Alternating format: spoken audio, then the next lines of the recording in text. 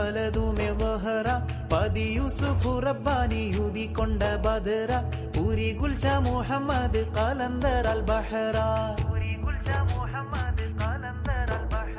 കർമ്മങ്ങളിൽ ദൈവിക വിധേയത്വത്തിന്റെ പൂർണ്ണത വിരിഞ്ഞ് നയന സമക്ഷങ്ങളിൽ നിന്ന് മാനുഷിക കവചങ്ങൾ ഉയർത്തപ്പെട്ട് ലൗഹില ലിഖിതങ്ങളും ഹയാത്തിന്റെ അസറാറുകളും നഗ്ന നേത്രങ്ങൾ കൊണ്ട് ദർശിച്ച മഹാനുഭാവനായ ഔലിയ ശ്രേഷ്ഠൻ വെളിയംകോട് പാടത്തക്കായിൽ മഖാമിൽ അന്ത്യവിശ്രമം കൊള്ളുന്ന ഷെയ്ഖ് മുഹമ്മദ് സ്വാലിഹ് മൗല ഖാദിരി റിഫായി സുഹ്റവർദി ചിശ്തി സ്വാബിരി റളിയല്ലാഹു അൻഹുവിന്റെ 54ാമത് ആണ്ടുനേർച്ച